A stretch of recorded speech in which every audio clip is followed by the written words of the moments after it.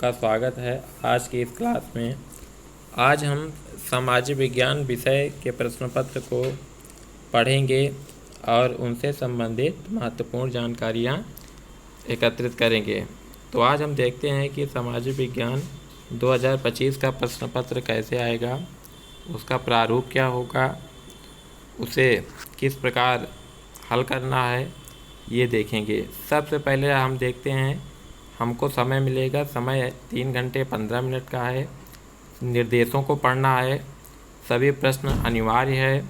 प्रश्न के 15 मिनट परीक्षार्थियों को प्रश्न पत्र पढ़ने के लिए निर्धारित है। प्रश्न पत्र 2 खंडों में आ तथा बा में विभाजित है। खंड आ में 20 अंक के बहुविकल्पीय प्रश्न हैं, जिनका उत्तर OMR सीट पर दिया जाना है। यानी आपको कुल 70 नंबर के पेपर रहेंगे, जिसमें 20 प्रश्न आपको OMR सीट पर उसमें गोला भरना पड़ेगा। 20 प्रश्न आपके OMR सीट पर देने होंगे। और जो 50 नंबर का प्रश्न पत्र होगा वो वर्णनात्मक होगा, डिस्क्रिप्टिव उसको लिख कर देना है। और 20 प्रश्न जो आपके बहुविकल्पी जो आएंगे उसको OMR सीट पर गोला भरने से आपको उसका उत्तर देना है। तो इसी तरह आगे देखेंगे कि OMR सीट पर उत्तर अंकित किए जाने के पश्चात उसे काटे नहीं तथा इरेजर व वाइटनर का प्रयोग न करें। खंड बा 50 अंकों का है। इसमें वर्णनात्मक 1, वर्णनात्मक 2 एवं मानचित्र संबंधी 2 प्रश्न हैं। प्रत्येक प्रश्न के लिए निर्धारित अंक उसके सम्मुख अंकित हैं।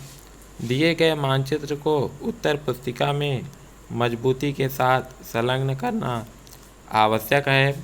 दृष्टिबाधित परीक्षार्थियों के लिए मानचित्रकार के स्थान पर अलग से प्रश्न लिखने के लिए दिए गए हैं। दृष्टिबाधित यानी जिनको दिखाई नहीं देता है, ऐसे अभ्यर्थियों को मानचित्र वाला प्रश्न नहीं करना है। उन्हें अलग से एक प्रश्न पत्र इसी में लगा है, जिसमें वो लिख कर उत्तर देंगे। और उसके अलावा जो सामान्य वर्ग के हैं वो मानचित्र के द्वारा प्रश्नों को उत्तर दर्शाएंगे। तो सबसे पहले यहाँ पर हम बहुविकल्पी प्रश्नों को पढ़ेंगे। इसमें पहला प्रश्न है कि फ्रांसीसी क्रांति हुई A 1799, B 1889, C 1789 और D 1800 ईस्वी में। तो फ्रांसीसी क्रांति 1789 ईस्वी में से 1889 ईस्वी तक हुई थी। प्रश्न नंबर दूसरा, जालियांवाला बाग हत्याकांड कब हुआ? ऑप्शन नंबर 1 5 अप्रैल 1999, B 10 अप्रैल 1919 में, C 20 अप्रैल 1919 में और D 13 अप्रैल 1919 में। इसका सही उत्तर होगा 13 अप्रैल 1919 में।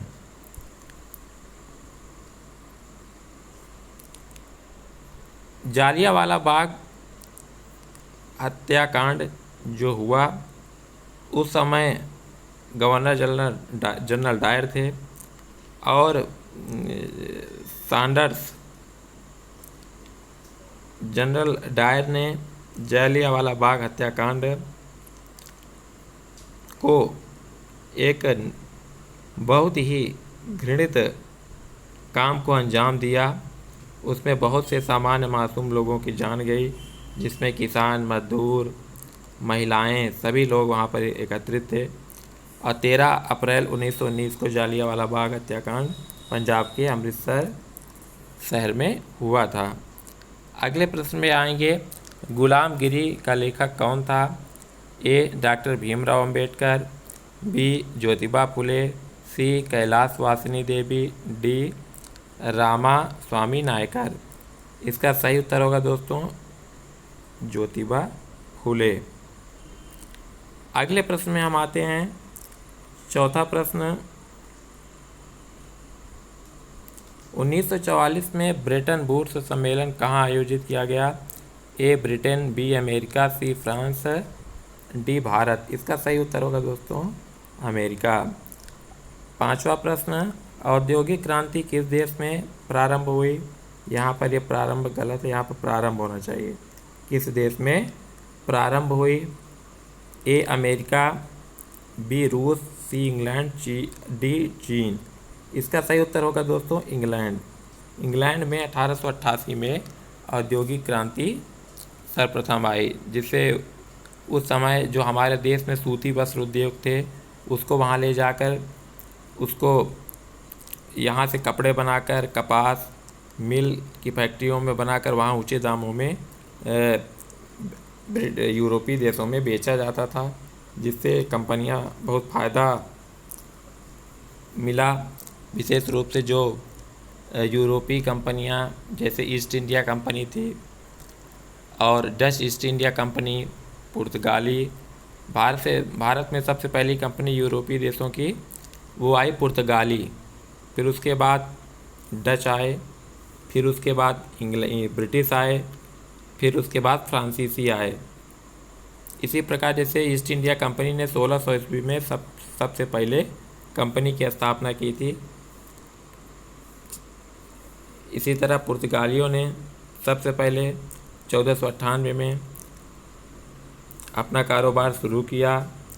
फ्रांसीसी कंपनी 1664 ईस्वी में अपना कारोबार शुरू किया।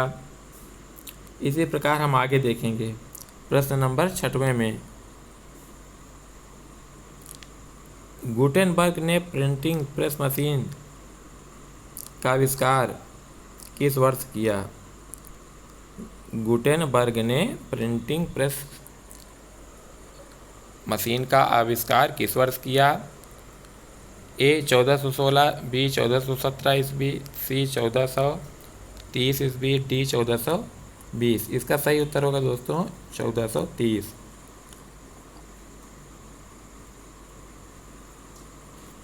अगले प्रश्न में आते हैं। निम्नलिखित में से एक मिट्टी का प्रकार नहीं है। ए काली, बी पीली, सी लैटेराइट, डी सीमेंट। तो काली मिट्टी कपास की खेती के लिए उपयुक्त होती है।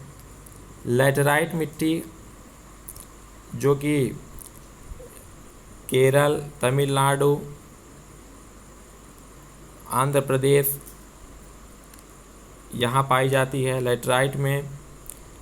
और पीली मिट्टी ये एक प्रकार की अलग मिट्टी होती है जिससे हम किसी प्रकार के धातु का इस्तेमाल करते हैं।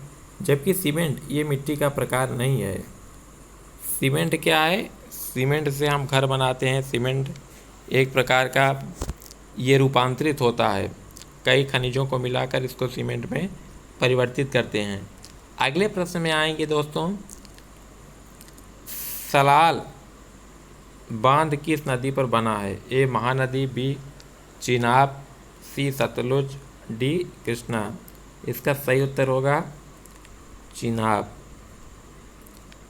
इनमें से कौन सी रबी फसल है? 10वें प्रश्न में इनमें से कौन सी रबी फसल है? ए चावल, बी मोटे अनाज, सी चना, डी कपास। तो चावल की खेती ये खरीफ की फसल है, जून जुलाई में बोया जाता है, अक्टूबर नवंबर में काटा जाता है। कपास भी खरीफ की फसल है, मोटा अनाज भी ये भी खरीफ की फसल है। जबकि आपका जो चना है ये रबी की फसल है। और जो गेहूँ, चना, जौ ये रबी की फसल में आते हैं, जो कि इसको अक्टूबर नवंबर में बोते हैं और मार्च अप्रैल में कटाई होती है। अगले प्रश्न में आएंगे दोस्तों। 11वां प्रश्न है। निम्नलिखित में से कौन सा ग्रामीण क्षेत्र के विकास का लक्ष्य है? निम्नलिखित में से कौन सा ग्रामीण क्षेत्र के विकास का लक्ष्य है?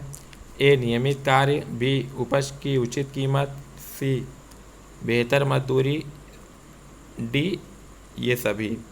इसका सही उत्तर होगा दोस्तों इनमें से ये सभी। क्योंकि ग्रामीण क्षेत्र में जो विकास का मुख्य काम होता है, लोगों को रोज़गार की आवश्यकता होती है, तो नियमित कार्य के लिए वहाँ दैनिक वेतन भोगी मजदूरी करते हैं, डेली वेजेस पे काम करते हैं, उनको इसकी एक उचित कीमत मिलती है। और बेहतर मजदूरी स्किल विकास का लक्ष्य होता है। अगले प्रश्न में आएंगे दोस्तों हम लोग। प्रश्न नंबर 12वां, निम्नलिखित में से कौन सा आधारभूत खनिज है? ए अभ्रक, बी मैंगनीज, सी लौह अयस्क, डी तांबा। इसका सही उत्तर होगा लौह अयस्क। निम्न में से कौन सा आधारभूत उद्योग है? प्रश्न नंबर 13वें में आते हैं। निम्न में से आधारभूत उद्योग कौन सा है? ए चाय, बी चीनी, सी लोहा एवं इस्पात, डी जूट। इसका सही उत्तर होगा लोहा एवं इस्पात। प्रश्न नंबर 14वें में आते हैं। निम्नलिखित में से परिवहन का कौन सा साधन वहनांतरण हानियों तथा देरी को घटाता है? रेल परिवहन, पाइपलाइन, सड़क परिवहन, जल परिवहन। इसमें से आपका सही उत्तर दोस्तों होगा जल परिवहन। जल परिवहन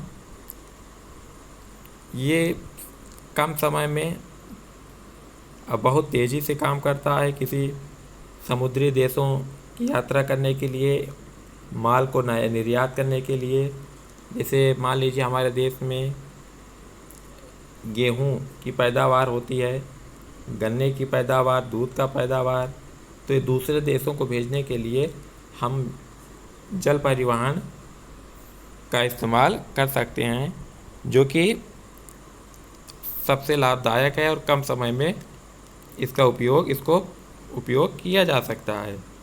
अगले प्रश्न में आएंगे। निम्नलिखित में से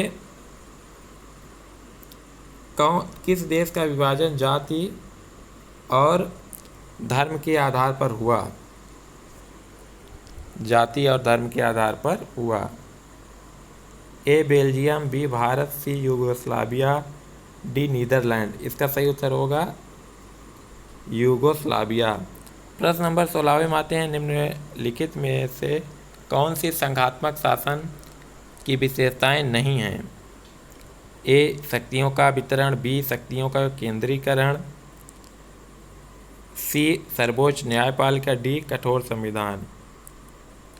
इसमें से सही उत्तर होगा शक्तियों का केंद्रीकरण। ये संघात्मक शासन की विशेषताएं नहीं होती। प्रश्न नंबर 17वां, निम्नलिखित में से कौन सा राजनीतिक दल राष्ट्रीय पार्टी नहीं है? A Bharatiya Janata party, B Indian National Congress, C Bahujan Samaj party, D Samajwadi party. इसका सही उत्तर होगा D Samajwadi party. Samajwadi party अभी राष्ट्रीय पार्टी का दर्जा नहीं मिला है।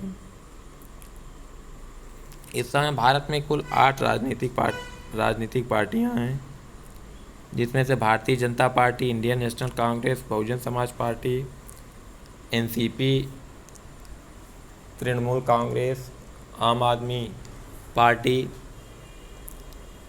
सीपीआई, इस तरह करके कुल 8 हैं। अगले प्रश्न में आते हैं हम। प्रश्न नंबर 18वां, भारत के संविधान की 8वीं अनुसूची में कुल भाषाएं हैं। इसका सही उत्तर होगा option A 21, option B 22, option C 18, option D 15। इसका सही उत्तर ऑप्शन बी 22। भारतीय संविधान की अनुसूची 8 में 22 भाषाओं का दर्जा दिया गया है। और जो हमारी अनुसूची हैं, कुल टोटल 22 अनुसूची, वर्तमान में 25 और 22 भाषाओं को दर्जा दिया गया था।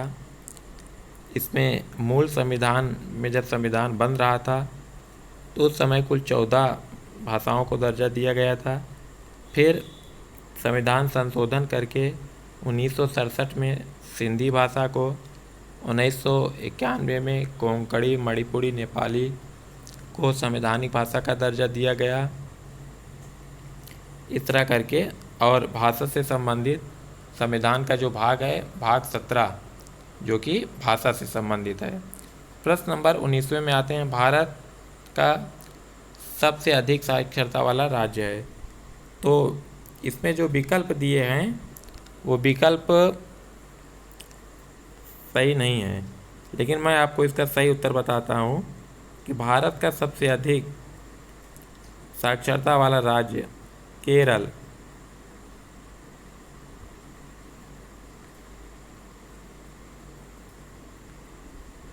केरल के 96% लोग साक्षर हैं।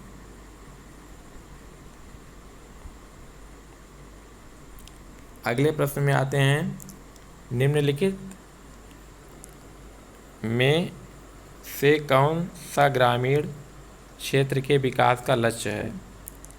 ये वही प्रश्न आ गया है। नियमित कार्य, बी उपज की उचित कीमत, सी बेहतर मजदूरी और डी इनमें से सभी। इसका सही उत्तर होगा दोस्तों, ये प्रश्न बदला है। नियमित कार्य ए, बी उपज की उचित कीमत, सी बेहतरी मजदूरी, डी इनमें से सभी। तो ये सभी इसका सही उत्तर। चार इसके तीनों विकल्प सही हैं। इस तरह अब आपने देखा कि 20 बहुविकल्पीय प्रश्न हैं और हम आपको बता दें कि 50 नंबर के आपके लघु उत्तरीय प्रश्न आएंगे। तो देख लीजिए, इस प्रकार के प्रश्न पूछे जाएंगे। सभी अभ्यर्थी इसको नोट कर सकते हैं। यूपी बोर्ड के जो अर्धवार्षिक परीक्षा देने जा रहे हैं, जो यूपी बोर्ड की कक्षा 10वीं के छात्र सामाजिक विज्ञान में यूपी बोर्ड 2025 का पेपर देने जा रहे हैं, विशेष रूप से वो देख सकते हैं और अन्य परीक्षार्थियों के लिए भी ये उपयोगी है। इस प्रकार के प्रश्न आएंगे। वर्णनात्मक प्रश्न, उत्तर लगभग 80 शब्दों में दीजिए। प्रश्न 1, यूरोप में राष्ट्रवाद का आशय स्पष्ट कीजिए, 4 नंबर। अथवा करके असहयोग आंदोलन के कारण तथा उसके प्रभाव का उल्लेख करें। तो जैसे लिखा है कि असहयोग आंदोलन के कारण, तो सबसे पहले कारण लिखना है, 2 नंबर इसका मिल जाएगा आपको। तथा उसके प्रभाव का उल्लेख करें, 2 नंबर इसका। तो अगर कारण प्रभाव में से अगर आप कोई एक भी लिख देंगे तो आपको नंबर मिल जाएगा। इसी प्रकार दूसरे प्रश्न में आते हैं, ये आपको 80 शब्दों में लिखना है। लघु उत्तरीय प्रश्न, गरीबों और बेरोजगारों की बढ़ती संख्या लोकतंत्र की सफलता में बाधक है, स्पष्ट कीजिए। वर्तमान समय की जो मूलभूत समस्या है वो है बेरोजगारी की समस्या। बेरोजगारी से ही गरीबी बढ़ती है। तो इसमें आपको अपने शब्दों में बताना है कि ये बेरोजगारों की जो संख्या बढ़ रही है, गरीबों की संख्या जो बढ़ रही है, वो वास्तव में लोकतंत्र में किस प्रकार बाधक है, क्या क्या चुनौतियां हैं और इसको किस प्रकार से ठीक किया जा सकता है। और अथवा करके आएंगे, आप 2 में से एक करेंगे। जैसे लोकतंत्र एक उत्तरदायी एवं वैध शासन व्यवस्था है, स्पष्ट उल्लेख करिए। तो जहाँ अथवा करके आएगा तो उनमें से आप एक को करेंगे। तीसरा प्रश्न, विदेशी व्यापार से आप क्या समझते हैं। भारत के विदेशी व्यापार की किन्हीं 2 विशेषताओं को बताइए। तो आप विदेशी व्यापार से आप क्या समझते हैं, इसका उत्तर लिखेंगे, 1 नंबर मिलेगा। और भारत के विदेशी व्यापार की किन्हीं 2 विशेषताओं को बताइए, इसमें आपको 3 नंबर मिलेगा। कुल 4 नंबर का है। अथवा करके, यदि किसानों को सिंचाई और विपणन सुविधाएं उपलब्ध कराई जाती हैं तो रोजगार की आय में वृद्धि कैसे होगी, ये भी 4 नंबर का है। अब चौथे प्रश्न में आते हैं, वनों की हानि से क्या आशय है। वनों की हानि से होने वाले किन्हीं 3 प्रभावों का उल्लेख कीजिए। तो सबसे पहले वनों की हानि से क्या आशय है ये लिखेंगे, इसमें आपको 2 नंबर मिलेगा। और उसके बाद उसके हानि से होने वाले प्रभावों का उल्लेख कीजिए। अथवा करके भी है, भूमि संसाधन से क्या तात्पर्य है, भूमि संसाधन के कोई 3 महत्व बताइए, 4 नंबर के प्रश्न हैं। अथवा जहाँ आएगा वहाँ पर आप एक प्रश्न करेंगे, 2 में से एक। आप देखेंगे लघु उत्तरीय प्रश्न के बाद दीर्घ उत्तरीय प्रश्न आता है। वर्णनात्मक प्रश्न ये भी हैं, वर्णनात्मक 2 में उत्तर आपको 150 शब्दों में देना है। तो जैसा कि स्क्रीन के सामने दिया है, दीर्घ उत्तरीय प्रश्न, प्रथम विश्व युद्ध के पश्चात होने वाली आर्थिक महामंदी के कारणों की समीक्षा कीजिए, 6 नंबर का है। अथवा ब्रेडन वुड्स समझौते के कारण तथा उद्देश्य का उल्लेख करें। ब्रेडन वुड्स ट्विन किसे कहा जाता है, उत्तर लिखिए। तो ब्रेडन वुड्स समझौते के कारण 2 नंबर, उद्देश्य लिखेंगे 2 नंबर, फिर ब्रेडन वुड्स दिवस किसे कहा जाता है, 2 नंबर। तो इस प्रकार करके अगर आप स्टेप बाय स्टेप प्रश्नों के क्रम से चलेंगे तो आपको नंबर मिलेंगे, क्योंकि अब जो एग्जामिनर जो मार्किंग देता है वो स्टेप मार्किंग की व्यवस्था से करता है। जो यूपी बोर्ड में जो कापियाँ जांची जाती हैं, वो अगर आप प्रश्नों से संबंधित कुछ भी बातें लिखते हैं तो आपको स्टेप मार्किंग के तहत नंबर दिए जाएंगे। प्रश्न नंबर 6वें में आते हैं, संघवाद क्या है? भारत की संघात्मक शासन व्यवस्था की प्रमुख विशेषताओं का वर्णन कीजिए। अब देखिए, ये 2 + 4 = 6। तो यहाँ पहला प्रश्न आपको उत्तर देना है कि संघवाद क्या है, 2 नंबर आपका। भारत की संघात्मक शासन व्यवस्था की प्रमुख विशेषताओं का वर्णन कीजिए, 4 नंबर। इसी प्रकार आप देखेंगे, नारीवाद का क्या अभिप्राय है? भारत की विधायिकाओं में महिलाओं के प्रतिनिधित्व की स्थिति पर प्रकाश डालिए। जैसा कि अभी एक कानून आया था, नारी वंदन शक्ति अधिनियम 2024, जिसमें महिलाओं को संसद में 33% का आरक्षण का प्रावधान किया गया है। इसी से संबंधित बातें आपको इसमें लिखनी है। आगे देखेंगे, अब नारीवाद का क्या अभिप्राय है, इसको आप लिखेंगे 2 नंबर। भारत की विधायिकाओं में, विधायिका मतलब संसद, जो जनता द्वारा चुने हुए प्रतिनिधि लोकसभा में जाते हैं उसे विधायिका कहते हैं, और राज्यों में उसे विधानसभा कहते हैं। भारत की संसद में कुल 2 सदन है, लोकसभा और राज्यसभा। लोकसभा को निम्न सदन कहा जाता है और राज्यसभा को उच्च सदन कहा जाता है।